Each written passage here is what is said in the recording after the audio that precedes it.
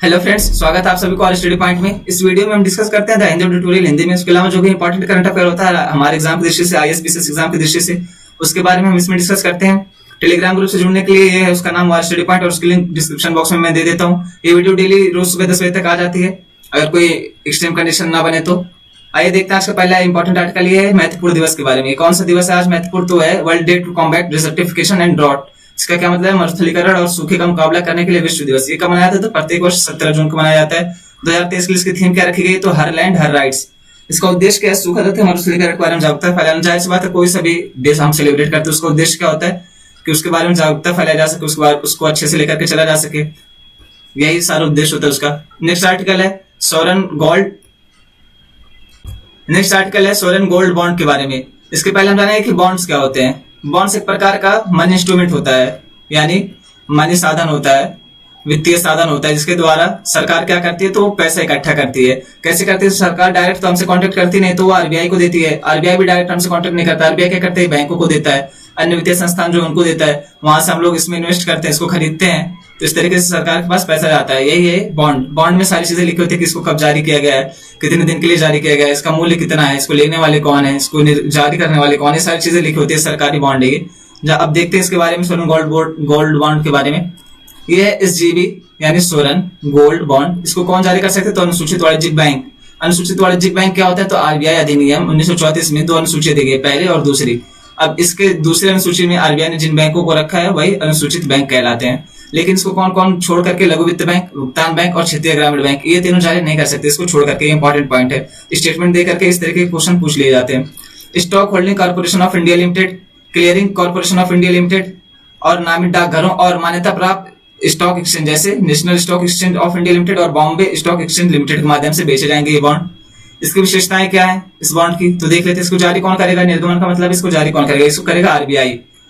सरकार के बिहाफ पे आरबीआई जारी करेगा इसको। पात्रता क्या है? इसको कौन कौन ले सकते हैं? तो निवासी व्यक्ति, हिंदू अविवाहित परिवार, न्यासों, विश्वविद्यालयों, धर्मार्थ संस्थाओं को ही बेचे जाएंगे। यानी आप देख सकते हैं कि विदेशी लोग इसको नहीं खरीद सकते हैं, एनआरआईज नहीं खरीद सकते हैं, यानी सिर्फ अपने घरेलू उपयोग के लिए ही है। इसका मूल्य वर्ग क्या होगा? इसकी यूनिट क्या होगी? तो ये ग्राम में बेचा जाएगा। ग्राम या ग्राम की गुणज जो होंगे उसमें बेचा जाएगा। नेक्स्ट पॉइंट है इसकी अवधि कितनी होगी? तो 5 वर्ष के पश्चात समय पूर्व मोशन के साथ बॉन्ड की अवधि 8 वर्ष की होगी। इसका प्रयोग ब्याज की देय तारीखों पर किया जा सकेगा। न्यूनतम मात्रा कोई कितना खरीद सकता है? तो न्यूनतम मात्रा 1 ग्राम खरीद सकता है। अधिकतम मात्रा कितना खरीद सकते हैं? तो इसमें कैटेगराइजेशन किया गया है, वर्गीकरण किया गया है। कौन कौन? तो देखिए, सामान्य व्यक्ति जो है, व्यक्तियों के लिए 4 किलोग्राम, यानी अगर कोई एक व्यक्ति खरीदना चाहे तो अधिकतम कितना खरीद सकता है? 4 किलोग्राम। उसके अलावा संयुक्त हिंदू परिवार खरीदना चाहे तो वो भी 4 किलोग्राम। उसके अलावा ट्रस्ट और सरकार द्वारा समय समय पर अधिसूचित समान संस्था, यानी ट्रस्ट हो गया, और सरकार जिसको चाहे अधिसूचित करे वो संस्था कितना खरीद सकते हैं? अधिकतम तो 20 किलोग्राम खरीद सकते हैं एक वित्तीय वर्ष में। नेक्स्ट पॉइंट है संयुक्त धारक। अब संयुक्त धारक क्या होता है? मतलब मैं और आप, 2 लोग या 2 से अधिक लोग मिलकर के जब साथ में खरीदेंगे तो वो होता है संयुक्त धारक। इसमें क्या पॉइंट रहेगा? तो इसमें ये है कि जब संयुक्त धारक हो गए, 2 या 2 से अधिक लोग एक साथ मिलकर के खरीदेंगे, तो इसमें जो प्रथम आवेदक होगा, नाम के तौर पर जो अपना पहला नाम लिखेगा, वो कितना खरीद सकता है? अधिकतम वो 4 किलोग्राम अधिकतम खरीद सकता है। भुगतान का विकल्प क्या है? किस तरीके से भुगतान किया जा सकता है? तो इसमें नकद भुगतान हो गया, डिमांड ड्राफ्ट हो गया, चेक हो गया, इलेक्ट्रॉनिक बैंकिंग हो गई। इन सारे जरियों के माध्यम से, इन सारे माध्यमों के माध्यम से आप भुगतान कर सकते हैं। लेकिन अगर आप कैश इन हैंड देते हैं तो उसमें अधिकतम कितना आप कर सकते हैं? 20,000 ये पे कर सकते हैं, उससे ज्यादा आप पे नहीं कर सकते हैं कैश में। और जबकि आप ये इलेक्ट्रॉनिक बैंक हो गया, चेक हो गया, डीडी हो गया, डिमांड ड्राफ्ट, इनके थ्रू करेंगे तो आप अगर 4 किलोग्राम भी लेते हैं सोने का बॉन्ड, तो आप उसमें चाहे जितना पेमेंट कर सकते हैं जितना आपका बनता है। नेक्स्ट आर्टिकल है नॉन कम्युनिकेबल डिजीज के बारे में, यानी गैर संचारी रोगों के बारे में। अब गैर संचारी रोग क्या और संचारी रोग क्या, इसके बारे में पहले जान लेते हैं, फिर आगे बढ़ेंगे इस आर्टिकल में। गैर संचारी रोगों से तात्पर्य ऐसे रोगों से है जो संपर्क में आने से नहीं फैलते हैं, जैसे कि डायबिटीज यानी मधुमेह, हाइपरटेंशन यानी उच्च रक्तचाप। ये सारे ऐसे रोग हैं जिसको है उसको ही रहेंगे। ऐसा नहीं कि आप उनसे बात कर रहे थे और फिर पता चला आपको शाम को इनकी लक्ष्य छुआई से, जिसको बोलते हैं लक्ष्य छुआई, संपर्क मान से, कॉन्टेक्ट मान से, इनको भी आपको भी हो गया इनकी वजह से। ऐसा नहीं होगा। लेकिन एक होता है संचारी रोग। अब ये कौन से रोग होते हैं? संचारी रोग ऐसे होते हैं जो एक से दूसरे माध्यम में आसानी से फैल जाते हैं। यानी अगर जैसे किसी को एड्स हो, इसके अलावा मलेरिया हो, ये सारी बीमारियां जो हैं वो संपर्क में आने से फैल जाती हैं, तो इनको संचारी रोग कहा जाता है। ये आर्टिकल एनसीडीज के बारे में, नॉन कम्युनिकेबल डिजीज यानी गैर संचारी रोग के बारे में, तो इसके बारे में जान लेना जरूरी था। आइए देखते हैं इसमें आगे। मधुमेह तथा गैर संचारी रोगों के नए राष्ट्रीय अनुमानों के अनुसार पिछले 4 सालों में 31 मिलियन लोग मधुमेह के शिकार हुए। कितने? 31 मिलियन। 1 मिलियन में कितना होता है? 10 लाख होते हैं। इससे आप अंदाजा लगा सकते हैं कि पिछले 4 सालों में भारत के कितने सारे लोग मधुमेह के शिकार हो गए हैं। कितनी बड़ी संख्या है ये एक स्टडी हुई थी इसको एक जर्नल में प्रकाशित किया गया था, उसी वही से महत्वपूर्ण इंपॉर्टेंट पॉइंट लिए गए हैं, वही यहाँ पे बताया जा रहा है। सर पहला पॉइंट है 2021 में 101 मिलियन लोग मधुमेह के शिकार हुए थे। उसके अलावा 136 मिलियन लोग पूर्व मधुमेह की अवस्था में पहुंच गए। पूर्व मधुमेह की अवस्था क्या है, यानी नेक्स्ट स्टेप पे ये मधुमेह के मरीज हो जाएंगे, यानी इस हालत में ये पहुंच गए कि अगर अब इनका ध्यान नहीं रखा गया, ये नियंत्रित नहीं करते खुद को, सही तरीके से लेकर के नहीं चलते हैं, तो अगला स्टेप इनका ये होगा कि ये भी मधुमेह के शिकार हो जाएंगे। कितने लोग इसके लिए सुवेद हैं, तो 136 मिलियन लोग। उसके अलावा 315 मिलियन लोगों को उच्च रक्तचाप की समस्या थी। उच्च रक्तचाप क्या है, हाई ब्लड प्रेशर, हाइपरटेंशन जिसको बोलते हैं, तो 315 मिलियन लोगों को समस्या है। 254 मिलियन लोगों को सामान्य मोटापा था और 351 मिलियन लोगों को पेट का मोटापा था। अब सामान्य मोटापा से क्या मतलब है, देखिए एक तो होता है कि आपका एज और हाइट के हिसाब से जितना वजन होना चाहिए उतना नहीं है, उससे ज्यादा है, तो इसको सामान्य मोटापा कहा जाता है। एक होता है कि आप देखेंगे अपने आसपास, अगर आपके घर में तो आसपास जरूर कोई ना कोई ऐसा होगा जिसका पेट निकल जाता होगा, पेट बहुत ज्यादा निकला होगा, शर्ट के बटन सही से बंद नहीं होती होगी, इस तरीके से जो भी है, तो उसको पेट का मोटापा कहा जाता है, एब्डोमिनल ओबेसिटी कहा जाता है। और सामान्य मोटापा तो मैंने बताया, सामान्य मोटापा है कि जितना आपका एज और हाइट के हिसाब से वेट होना चाहिए उससे कहीं अधिक वेट है तो सामान्य मोटापा हो जाता है। पूरे शरीर पे जब मोटापा रहे तो सामान्य मोटापा, जब सिर्फ पेट बाहर निकल जाता है शरीर की तुलना में तो हो जाता है एब्डोमिनल ओबेसिटी, यानी पेट का मोटापा। उसके अलावा 213 मिलियन लोगों को हाइपर कोलेस्ट्रोलोमिया। अब ये क्या है, ये जो धमनियां होती हैं उसमें जाकर के वसा जम जाती है, इससे क्या होता है, हार्ट अटैक आने की संभावना बढ़ जाती है, इसी को हाइपर कोलेस्ट्रोलोमिया कहा जाता है। नेक्स्ट पॉइंट है 10 कोलंबिया राष्ट्रव्यापी अध्ययन को भारतीय चिकित्सा अनुसंधान परिषद, कौन, Indian council of medical research तथा स्वास्थ्य अनुसंधान विभाग, ये कहाँ पे आता है, ये आता है स्वास्थ्य एवं परिवार कल्याण मंत्रालय के अंतर्गत। इनके द्वारा वित्त पोषित किया गया था इस स्टडी को, यानी ये दोनों फंड दे रहे थे मिलकर के ताकि ये सारी स्टडीज की जा सके, इनके बारे में डेटा इकट्ठा किया जा सके। और इसमें इनकी सहायता कौन कर रहा था, तो इसमें मद्रास मधुमेह अनुसंधान फाउंडेशन द्वारा इनकी सहायता की गई थी। ये अध्ययन किसमें प्रकाशित हुआ था, तो लैंसेट डायबिटीज एंड एंड्रोक्रोनोलॉजी जर्नल में प्रकाशित हुई थी स्टडी। ये जो हुई थी सारी रिसर्च, ये कहाँ प्रकाशित हुई थी, तो लैंसेट डायबिटीज एंड एंड्रोक्रोनोलॉजी जर्नल में प्रकाशित हुई थी। इसका अध्ययन का महत्व क्या है, ये अध्ययन क्यों किया गया था, इसका फायदा क्या, अगर इतना पैसा खर्चा कर रहे हैं, इतनी सारी जानकारी इकट्ठा कर रहे हैं तो उसका फायदा क्या है, वही यहाँ पे बताया रहे। ये अध्ययन 31 राज्यों तथा केंद्र शासित प्रदेशों में, यानी कुल कितनी जगह पे, 31 राज्य प्लस यूटीज मिला करके, यूटीज प्लस स्टेट मिला करके कितने 31 जगहों पे आयोजित किया गया था, जिसमें 1,13,043 लोगों ने भाग लिया था। इस अध्ययन में 2 महत्वपूर्ण बातें सामने आई। पहला कौन सा था इसमें, तो मधुमेह तथा अन्य गैर संचारी रोग, यह था उच्च रक्तचाप, मोटापा, डिस्लिपिडीमिया आदि पिछले अनुमानों से अधिक अब सामान्य हो गए। यानी ये कहा जा रहा है कि जो पिछला अनुमान था, इसके पहले जो रिसर्च हुआ था, इसके पहले जो इसके बारे में स्टडी हुई थी, उससे कहीं ज्यादा अधिक अब ये सामान्य हो गया, यानी उच्च रक्तचाप हो गया, हाई ब्लड प्रेशर हो गया, मधुमेह हो गया, डायबिटीज हो गया, इन सारी चीजें जो है अब बहुत नॉर्मल हो गई हैं, ये कहा जा रहा है इस स्टडी में। दूसरा पॉइंट क्या है, वर्तमान में गैर संचारी रोगों की दर शहरों में अधिक है। कहाँ पे अधिक है, तो शहरों में अधिक है। उसके अलावा अपवाद क्या है इसका, मधुमेह पूर्वावस्था, यानी मधुमेह पूर्वावस्था जो मैंने अभी इसका पहले वर्णन किया है, ये कहाँ पे अधिक है, तो ये ग्रामीण जगहों पे अधिक है, ग्रामीण इलाकों में ये अधिक है कि मधुमेह के प्रति लोग ज्यादा सुवेद हैं। लेकिन बाकी सारी चीजों में देखेंगे तो कहाँ पे अधिक है, शहरों में अधिक है। लेकिन ग्रामीण भारत अगले 5 वर्षों में मधुमेह विस्फोट झेल सकता है, जिससे अभी नियंत्रित ना किया गया, तो ये स्टडी बता रही है। अब देखिए आप लोग को पता है कि गाँव के लोग जो होते हैं वो जल्दी उठ जाते हैं सुबह अर्ली मॉर्निंग, फिर जाकर अपना काम निपटाते हैं, खेत में काम करते हैं, अन्य तरीकों से काम करते हैं, तो अपना फिजिकल वर्क कर लेते हैं। जबकि शहरों में लोग लेजी होते जा रहे हैं। आप देखें 10-10 बजे लोग सो करके उठते हैं। मैं ये नहीं कहता कि शहर के लोग सारे लोग ऐसे होते हैं, गांव के सारे लोग ऐसे होते हैं, ये यहाँ पे एक सामान्य बात की जा रही है कि गांव के लोग ज्यादातर अपना वर्क खुद से करते हैं। शहरों में क्या कि जितनी ज्यादा सुविधा उतना ज्यादा इंसान लेजी होता जा रहा है, एसी हो गया यहाँ पे, कूलर, फ्रिज, इन्वर्टर, ये सारी चीजें, जबकि गांव में ये सब कुछ नहीं रहता है, फिर भी लोग सुखी से रहते हैं। वहां पे अपना सारा काम करते हैं, अर्ली मॉर्निंग उठ जाते हैं, जल्दी सुबह उठते हैं, उसका जाके अपना काम करते हैं। लोग जो गाँव में होंगे वो फील किए होंगे इस चीज को। वहाँ पे प्राकृतिक चीजें अधिक होती है, जैसे वहां पे हवा जो मिलती है वो तुलनात्मक रूप से शुद्ध मिलती है शहरों की तुलना में। ये सारी चीजें यहाँ पे फैक्टर हैं जो काउंट किए जा रहे हैं। यहाँ पे हम देखेंगे एनसीडीज जो है, नॉन कम्युनिकेबल डिजीज, यानी गैर संचारी रोग, ये सर्वाधिक संख्या में कहाँ पाया जा रहा है, इनका प्रसार सबसे ज्यादा कहाँ हो रहा है, तो ये गोवा, पुडुचेरी तथा केरल में। नेक्स्ट पॉइंट, मधुमेह पूर्वावस्था सबसे अधिक कहाँ पाया जा रहा है, तो सिक्किम में पाई जा रही है। उच्च रक्तचाप यानी हाई ब्लड प्रेशर या हाइपरटेंशन कहाँ सबसे अधिक है, तो पंजाब में है। उसके अलावा सामान्य तथा पेट का मोटापा सर्वाधिक कहाँ पे है, पुडुचेरी में है। उसके अलावा केरल में सर्वाधिक हाइपर कोलेस्ट्रोलोमिया पाया जाता है। ये क्या था, मैंने अभी बताया था कि धमनियों में उसका कदम जाना ही हाइपर कोलेस्ट्रोलोमिया कहलाता है। तो ये सबसे अधिक कहाँ पाया जा रहा है, केरल में पाया जा रहा है। न्यूनतम प्रसार कहाँ पे है, तो उत्तर प्रदेश में, यानी गैर संचारी रोग सबसे कम कहाँ पे पाए जा रहे हैं, तो ये हुए उत्तर प्रदेश, मिजोरम, मेघालय तथा झारखंड में। उसके अलावा हालांकि मधुमेह में महामारी विकसित राज्यों में स्थिरता की ओर बढ़ रही है, यानी यहाँ पे ये क्या कहा जा रहा है कि जो विकसित राज्य है, जैसे साउथ इंडियन स्टेट हो गए, महाराष्ट्र वगैरह जैसे राज्य हो गए, ये सारे क्या कह रहे हैं, यहाँ पे जो है एनसीडीज या मधुमेह की जो समस्या है ये स्थिरता की ओर बढ़ रही है, यानी इसमें कमी आ रही है, या जहां पे है वहीं पे स्थिर हो रही है। लेकिन अन्य राज्यों में इसमें वृद्धि हो रही है। यानी उसके अलावा जो राज्य हैं, जो अल्प विकसित हैं, विकासशील राज्य बने हुए हमारे देश में, उनके यहाँ पे ये सारी समस्याएं बढ़ती जा रही है। इसलिए कहा जा रहा है कि यहाँ पे राज्य विशेष नीति लेकर के चलनी होगी। जाहिर सी बात है, देखिए अभी हर राज्य में अलग अलग प्रॉब्लम है। कहीं पे मोटापा बढ़ रहा है, कहीं पे मधुमेह बढ़ रहा है, कहीं पे मधुमेह किसी वजह से बढ़ रहा है, कहीं पे मोटापा किसी और वजह से बढ़ रहा है। इस तरीके से अलग अलग बीमारियां, अलग अलग प्रॉब्लम्स है। तो जाहिर सी बात है कि अलग अलग स्टेट स्पेसिफाइड नीति लेकर के चलनी ही पड़ेगी। बल्कि स्टेट की इसको जिला, ब्लॉक और ग्राम पंचायत और नगर पंचायत स्तर पर लेकर के चलना चाहिए, क्योंकि अंततः काम तो वही आएंगे, सिर्फ स्टेट ही क्यों, इसको स्थानीय स्तर पर लेकर के चलना चाहिए अलग अलग तरीके। नेक्स्ट पॉइंट है कि अध्ययन भारत पर कैसे प्रभाव डालेगा। तो इसमें पहला पॉइंट है, पिछले 4 वर्षों में भारत में मधुमेह, उच्च रक्तचाप, सामान्य तथा पेट के मोटापे में वृद्धि हुई है। यह अध्ययन हमें पूर्व चेतावनी देता है कि यदि इसे अभी नियंत्रित नहीं किया गया तो जनसंख्या और गैर संचारी रोगों में तथा जीवन परिवर्तन करने वाली चिकित्सा स्थितियों के प्रति अधिक संवेदनशील हो जाएगा। यानी ये स्टडी क्या बता रही है कि अगर अभी भी हम लोगों ने इस पर ध्यान नहीं दिया, अभी भी हम एक्सरसाइज नहीं करते हैं, योगा नहीं करते हैं, इन सारी चीजों को लेकर के नहीं चलते हैं, तो आने वाला समय जो होगा हम मेडिकल में ही फंसे रह जाएंगे, हम दवा कराने में ही फंसे रह जाएंगे। आप इस चीज को रिलेट कर पा रहे होंगे कि हर घर में कोई ना कोई 1 या 2 आदमी ऐसे होंगे जिनकी दवा ही चल रही होगी। तो यही यहाँ पे कहा जा रहा है, ये स्टडी यही बता रही है। विशेषज्ञों ने कहा कि भारत 2 समस्याएं एक साथ झेल रहा है। कौन कौन सी? एक तरफ मोटापे की समस्या तथा दूसरी तरफ कुपोषण की समस्या। यानी वही एक तरफ बाढ़ है, एक तरफ सूखा है। यही यहाँ पे कहा है कि एक तरफ मोटापे की समस्या भी झेल रहा है भारत, और दूसरी तरफ कुपोषण की समस्या भी झेल रहा है।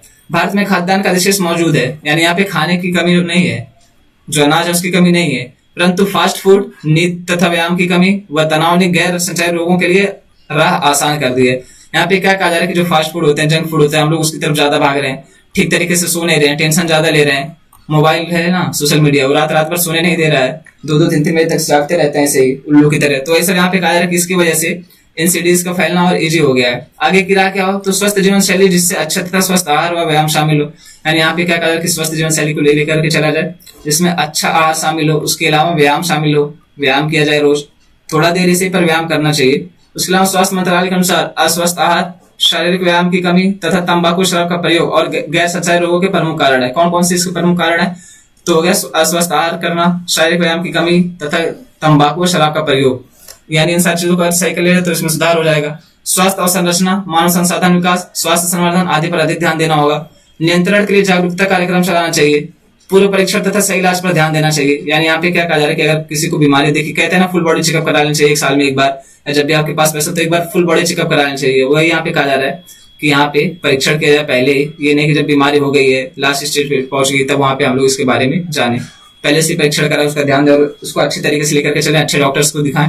ये नहीं कि कोई किसी झोलक छाप के चक्कर में पड़ेगा और वो आपको पैसे चूसे जा रहा है और इलाज भी ठीक तरीके से नहीं कर रहा है। वही सब पॉइंट यहाँ पे डिस्कस किए गए हैं। ये आर्टिकल है ईरान और यूएसए के बारे में। यहाँ पे क्या कहा है, ईरान परमाणु समझौता जो था उसके बारे में आर्टिकल है, क्योंकि जो यूएसए है फिर से इसको लेकर के चलना चाह रहा है, नए तरीके से लेकर के चलना चाह रहा है, उसमें सुधार करना चाह रहा है, और ईरान भी इसके लिए तैयार है। तो वही सारी बातें की जा रही है इस आर्टिकल में, वही सारे मुद्दे बताए गए यहाँ पे, कैसे क्या है, किसको कब लेकर के चला गया, ये सारे हम इसमें डिस्कस करने जा रहे हैं। देखते हैं इसके बारे में। ओमान के विदेश मंत्री द्वारा 14 जून 2023 को मीडिया को बताया गया कि अमेरिका तथा ईरान अमेरिका के कैदियों को छोड़ने के लिए समझौता पर कार्य कर रहे हैं। यानी आप यहाँ पे देख सकते हैं कि ईरान जो है और अमेरिका, ये अपने संबंध सुधारने के लिए क्या कर रहे हैं, तो ईरान अमेरिका के कैदियों को छोड़ रहा है। नेक्स्ट पॉइंट है, ईरान के एक वक्ता ने भी बताया कि अमेरिका तथा ईरान के मध्य एक अप्रत्यक्ष बातचीत मस्कट, ये मस्कट क्या है, तो ओमान की राजधानी है, यहाँ पे इन दोनों के बीच बातचीत चल रही थी प्रत्यक्ष रूप से। किसके किसके बीच? तो यूएसए और ईरान के बीच। नेक्स्ट पॉइंट है, इसी पृष्ठभूमि में ओमान के सुल्तान, इनका क्या नाम है, सुल्तान हैथम बिन तारिक अल सईद, ये ओमान के सुल्तान का नाम है। इन लोग का नाम ही इतना बड़ा होता है, इतना टफ होता है। तेहरान की यात्रा पर गए थे और यहाँ पे क्या हुआ था, तो ये अप्रत्यक्ष रूप से यूएसए का मैसेज लेकर के गए थे। यानी यूएसए के बात कहने गए थे कि इसको लेकर के फिर से ईरान परमाणु समझौते को लेकर के चला जाए, उसके बारे में अच्छे से डिस्कस किया जाए, उसको उसमें थोड़ा सा सुधार किया जाए, अल्टरेशन किया जाए, उसके बारे में और अच्छे तरीके से लेकर के चला गया। ये सारी चीजें करने गए थे। आयतुल्लाह खमैनी, अब ये कौन है, ये ईरान के लीडर है एक। इन्होंने 11 जून 2023 को जनता के सामने इस बात को रखा। उन्होंने पुराने समझौते की जगह एक नए समझौते की बात की। यानी उन्होंने क्या बताया कि जो यूएसए और ईरान के बाद फिर से बातचीत चल रही है, तो अब एक नए तरीके का समझौता होगा, जो पुराना था उसके तहत हम काम नहीं करेंगे, और इस नए समझौते के तहत जो ईरान के परमाणु संयंत्र है, परमाणु संरचना, वो अपनी जगह पर बने रहेंगे, उनको ध्वस्त नहीं करना पड़ेगा, उनको ध्वस्त करने की आवश्यकता नहीं पड़ेगी।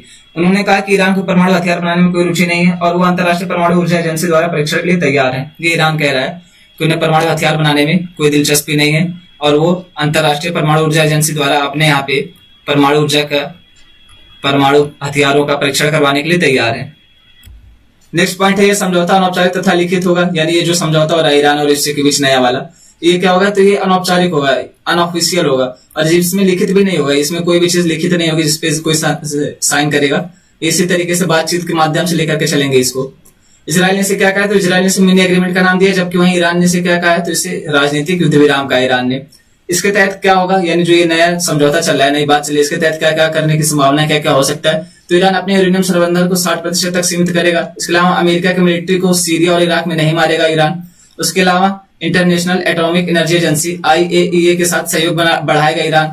उसके अलावा क्या करेगा, रूस को बैलिस्टिक मिसाइल नहीं देगा ईरान, और अमेरिका के 3 नागरिकों को रिहा करेगा जो ईरान की कैद में है। ये सारा काम कौन करेगा, ये ईरान करेगा। बदले में यूएसए क्या करेगा, अमेरिका नए प्रतिबंधों को नहीं लगाएगा ईरान पे। अब सभी को पता है कि अमेरिका ने ईरान पर प्रतिबंध लगा दिया था कि डॉलर में व्यापार नहीं करेगा। इसकी वजह से इसका बहुत सारा पैसा फंसा पड़ा है, तो पैसा निकलना जरूरी है, वरना अर्थव्यवस्था चरमरा जाएगी। तो वही यहाँ पे कहा जा रहा है कि नए प्रतिबंधों को नहीं लगाएगा अमेरिका ईरान के ऊपर। नेक्स्ट पॉइंट है, खाड़ी देशों में ईरान के तेल को नहीं रोकेगा। नेक्स्ट पॉइंट, ईरान के विरुद्ध यूएन में प्रस्ताव नहीं लगाया। यूएन यानी यूनाइटेड नेशन में ईरान के विरुद्ध कोई प्रस्ताव नहीं लाया कि इसको बाहर किया जाए, इसको बर्खास्त किया जाए, या इसको बाहर कर दिया जाए यहाँ से, इसको ठीक तरीके से लेकर ना चला जाए। ये सारी चीजें नहीं करेगा यूएस से। अमेरिका से आशा भी है कि वह ईरान का 80 बिलियन अमेरिकी डॉलर जो अलग अलग जगह फंसा है, कितना 80 बिलियन अमेरिकी डॉलर, बहुत बड़ी मात्रा है, ये बहुत बड़ा पैसा है। वही यहाँ पे कहा है कि उस पर से प्रतिबंध हटाएगा, और जो कोरिया में, साउथ कोरिया में और उसके अलावा इराक में जो इसका पैसा फंसा है ईरान का, साउथ कोरिया में कितना फंसा है, तो 7 बिलियन अमेरिकी डॉलर, और इराक में कितना फंसा है, तो 2.7 बिलियन अमेरिकी डॉलर। इसको तुरंत ही रिलीज करेगा, यानी तुरंत इसको मुक्त करेगा, तुरंत इसको दे देगा ईरान को। इसको लेकर के आप आगे चल सकते हैं, इस पर से प्रतिबंध हटा लेगा यूएस से। अब ईरान परमाणु समझौता क्या था उसके बारे में देख लेते हैं। औपचारिक रूप से इसे संयुक्त व्यापक कार्य योजना, joint comprehension plan of action के रूप में जाना जाता है। JCPOA ईरान और P5+1 देशों, P5 से क्या मतलब है, परमानेंट, यानी यूएन में जिनकी वीटो की शक्ति है 5 देशों की, वो P5 है, परमानेंट प्लस 1 देश। कौन कौन से, चीन, फ्रांस, जर्मनी, रूस, यूनाइटेड किंगडम, संयुक्त राज्य अमेरिका और यूरोपीय संघ। इनके बीच वर्ष 2013 एवं 2015 के बीच लंबी बातचीत का परिणाम था। अब देख लेते हैं ईरान परमाणु समझौते के बारे में, ये क्या था। तो इसका औपचारिक रूप से नाम क्या था, देखिए, एक औपचारिक रूप से नाम और एक अनौपचारिक रूप से नाम। अनौपचारिक रूप से इसको क्या कहा जा रहा है, ईरान परमाणु समझौता कहा जा रहा है। होता नहीं कि घर पे गोलू, सोनू, मोनू इस तरीके का नाम रख दिया जाता है, और स्कूल में रहता है सूर्य प्रताप, इस तरीके का नाम, सूर्य प्रकाश, इस तरीके का नाम जो रहते हैं। तो वही यहाँ पे कहा जा रहा है कि इसका औपचारिक नाम क्या था, तो संयुक्त व्यापक कार्य योजना, joint comprehension plan of action का पूरा नाम था। ये कौन कौन से लोग लेकर के चलते, तो ईरान और P5+1 देशों। P5 से क्या मतलब है, परमानेंट 5। अब ये परमानेंट 5 कौन है, जिनका यूएन में वीटो का अधिकार है, ये 5 देश, +1 देश कौन कौन थे इसमें, चीन, फ्रांस, जर्मनी, रूस, यूनाइटेड किंगडम, संयुक्त राज्य अमेरिका और यूरोपीय संघ या यूरोपीय यूनियन के द्वारा लेकर के चला गया था। इसको कब से कब तक, तो वर्ष 2013 और उसके बाद 2015 के बीच। चलिए, लंबी बातचीत का परिणाम था ये। ईरान एक प्रोटोकॉल को लागू करने पर भी सहमत हुए जो अंतरराष्ट्रीय परमाणु ऊर्जा एजेंसी IAEA के निरीक्षकों को अपने परमाणु स्थल तक पहुंचने की अनुमति देगा, ताकि यह सुनिश्चित हो सके कि ईरान गुप्त रूप से परमाणु हथियार विकसित नहीं कर रहा है। यानी संधि का प्रावधान क्या था कि ईरान जो है वो IAEA के कुछ इसको अधिकार देगा, IAEA को, और ये लोग क्या करेंगे, ईरान में आकर के उसका परीक्षण करेंगे कि यहाँ पे ये हथियार तो नहीं बना रहा है, परमाणु हथियार तो नहीं बना रहा है, जो यूरेनियम निकाल रहा है उसका संवर्धन कर रहा है, उसका उपयोग कहाँ कर रहा है, बिजली बनाने के लिए कर रहा है, अन्य ऊर्जा क्षेत्र में कर रहा है, हथियार बनाने के लिए कर रहा है। तो वही इसमें कहा गया था कि ईरान इसकी इजाजत देगा, ईरान मान गया था इस चीज के लिए।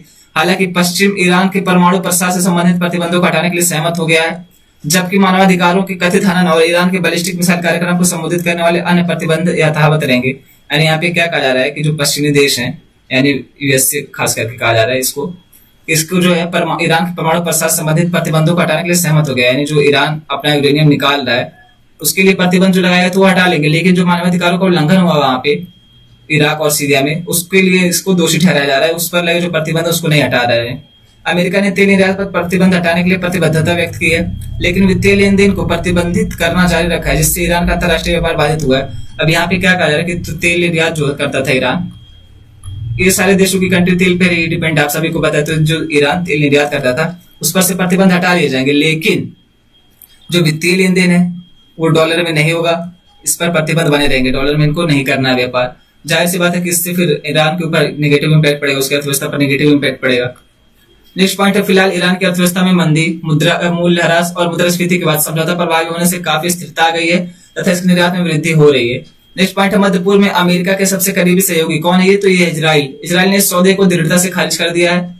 और ईरान के महत्वपूर्ण क्षेत्रीय प्रतिद्वंदी सऊदी अरब जैसे अन्य देशों ने शिकायत की है कि वार्ता में शामिल नहीं थे, लेकिन ईरान के परमाणु कार्यक्रम ने इस क्षेत्र के हर देश के लिए सुरक्षा जोखिम पैदा कर दिया है। देखिए मुद्दा क्या है, मुद्दा ये कि जो ईरान परमाणु समझौता हुआ था ये P5+1 देशों के साथ हुआ था और ये अमेरिका इसमें मुख्य भूमिका निभा रहा था। ईरान इनकी सारी शर्तों को मानने के लिए तैयार था जो ये हुए थे परमाणु समझौते के तहत। ईरान इनको अच्छे से लेकर के चल रहा था। फिर यूएसए क्या करता है, इस संधि से जब बाहर निकल गए, उससे क्यों निकल गए, उससे ने आरोप लगाया ईरान पे कि यहाँ पे ये परमाणु का प्रयोग जो कर रहे हैं, परमाणु ईंधन का प्रयोग किस लिए कर रहे हैं, तो परमाणु हथियार बनाने के लिए कर रहे हैं। जबकि ईरान इस बात को खारिज करता रहा और यूएसए ने माना नहीं ये बात। और फिर जो यहाँ पे थे ईरान पे इनके वैज्ञानिक जो थे परमाणु हथियारों को लेकर के चलने वाले जो साइंटिस्ट थे, चीफ साइंटिस्ट, उनकी हत्या कर दी गई।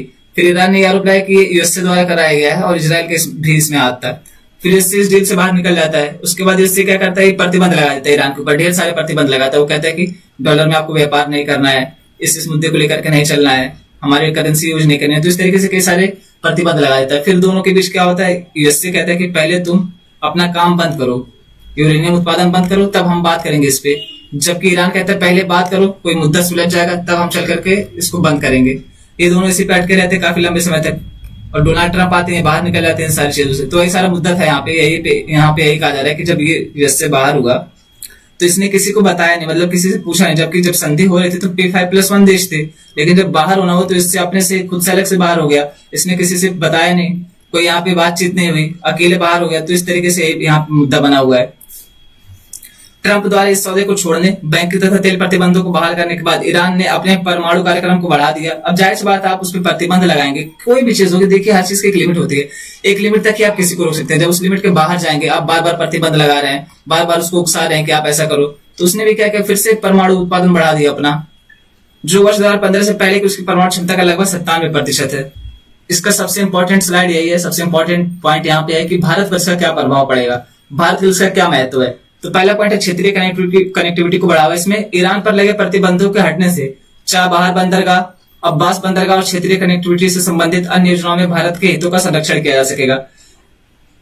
ये है चाबहार पोर्ट, ये हो गया ग्वादर पोर्ट। ग्वादर पोर्ट कौन विकसित कर रहा है, चाइना विकसित कर रहा है। कहाँ पे, पाकिस्तान में। किस लिए, आप यहाँ पे देख सकते हैं कि एकदम हमारे बॉर्डर के करीब ही कर रहा है ताकि हमको इस तरफ से घेर सके। तो हम लोग क्या कर रहे हैं, यहाँ पे मुंबई से लेकर के चले हैं चाबहार पोर्ट, यहाँ से उसके बाद एक यहाँ पे निकाल देना शाखा, कहाँ पे जाएगी, अफगानिस्तान पे जाएगी।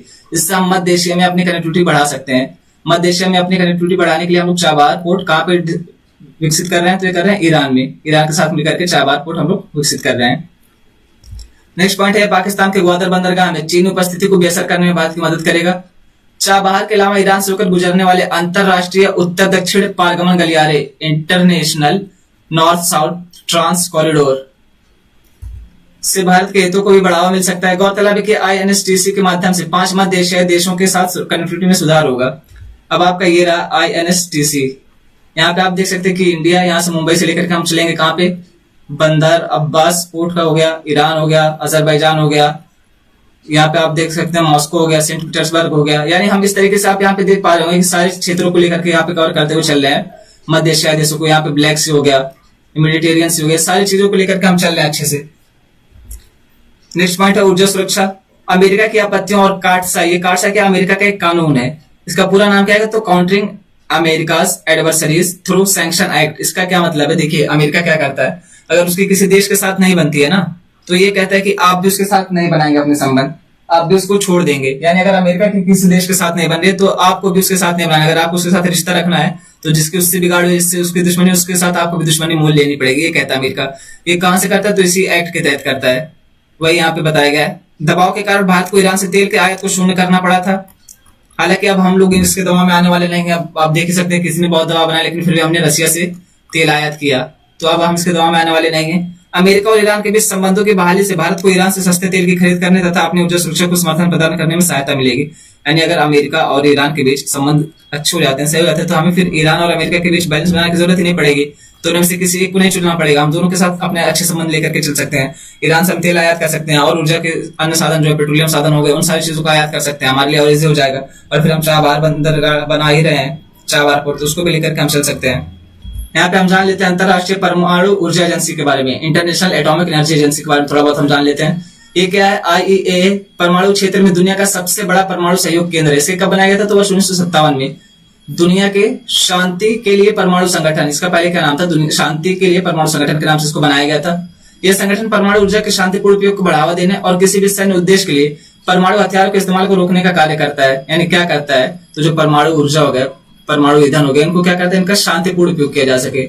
और क्या किया जा सके, तो इसका ऊर्जा के क्षेत्र में प्रयोग किया जा सके, ना कि इसका हथियार बना करके दुनिया को खत्म किया जा सके, इसके लिए काम करता है। ध्यातव्य कि यह संगठन संयुक्त राष्ट्र के प्रत्यक्ष नियंत्रण में नहीं आता, यानी यूएन के डायरेक्ट कंट्रोल में नहीं है ये। हालांकि एक अंतरराष्ट्रीय संधि के माध्यम से संयुक्त राष्ट्र द्वारा इसकी स्थापना की गई थी, यानी कि इसकी स्थापना संयुक्त राष्ट्र द्वारा ही की गई, यूएन के द्वारा ही की गई, लेकिन इसका कंट्रोल जो है यूएन के पास नहीं है डायरेक्टली। AEA, इसका क्या मतलब है, इंटरनेशनल एटॉमिक एनर्जी एजेंसी। संधि के अनुसार यह संयुक्त राष्ट्र महासभा, यूनाइटेड नेशन जनरल असेंबली और सुरक्षा परिषद यानी सिक्योरिटी काउंसिल यानी UNGA और उसके अलावा UNSC दोनों को अपनी रिपोर्ट सौंपता है।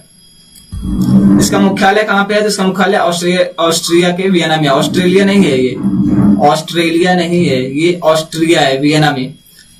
IAEA दुनिया भर में परमाणु प्रौद्योगिकी और परमाणु ऊर्जा के शांतिपूर्ण उपयोग में वैज्ञानिक एवं तकनीकी सहयोग तथा सरकारी मंच के रूप में भी कार्य करता है। ये कुछ ऑनलाइन टाइप के हैं। Nehru memorial museum and library society की एक विशेष बैठक में इसका नाम बदलकर क्या कर दिया गया, तो प्रधानमंत्री संग्रहालय और लाइब्रेरी सोसाइटी इसका नाम कर दिया गया है, Nehru memorial museum and library society का नाम।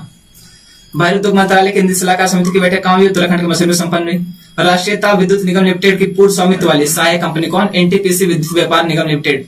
इसने क्या किया, तो 14 जून 2023 को IIT जोधपुर, ये कहाँ पे, राजस्थान में, अपनी पहले रूफटॉप सौर फोटोवोल्टिक परियोजना की शुरुआत की है। कन्या प्रवेश उत्सव ये किसका है, ये उत्सव किसका है, योजना किसकी है, महिला एवं बाल विकास मंत्रालय की। इसके तहत क्या किया गया, तो 11 से 14 वर्ष की जो बच्चियां थी जिन्होंने स्कूली शिक्षा छोड़ दी थी, उनको फिर से इसमें वापस लाया गया। इसके तहत कितने बच्चों को वापस लाया जा चुका अब तक, तो 1 लाख से अधिक बच्चों को अब तक इसमें वापस लाया जा चुका है। यहीं तक रखते हैं। Thank you.